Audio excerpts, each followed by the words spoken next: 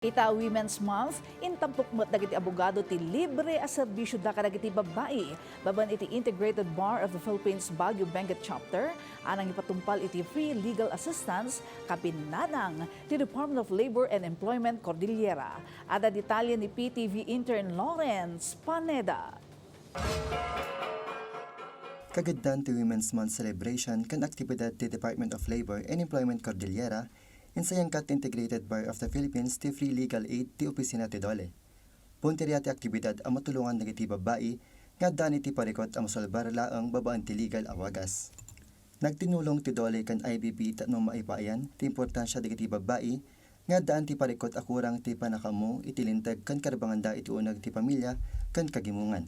Yung goal po nitong week-long activity, and actually po itong buong buwan, one bar na lang ako. Yung goal naman po nito is, syempre po, i-promote ang women empowerment and i-recognize po yung mga important goals and contributions po ng mga kababaihan.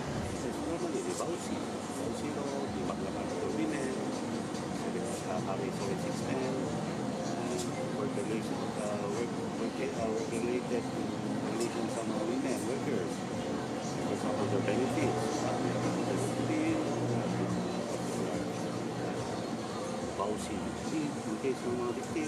Nikat, nagturong iti free legal aid tap nagpakonsulta iti pakasaknan na iti pamilyada.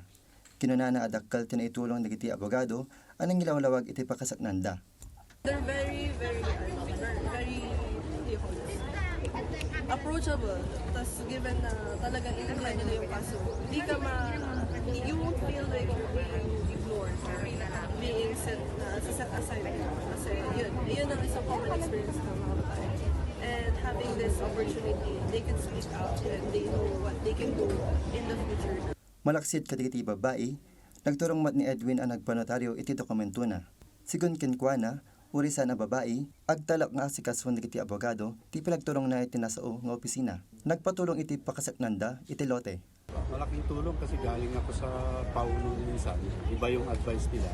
Dito, mas diretso lang. Kabayatan na, nagilako matlang iti grupo dagiti babae, iti tagilako da kaspaset ti makalawas a programa. Kasi iti United Mothers Livelihood Association of UCAB, iti Itogon Benguet. Itinaganda dyan Lexer Camacho, Trisha May Arellano, Lawrence Paneda, para iti Pambansang TV, iti Baro, a Pilipinas.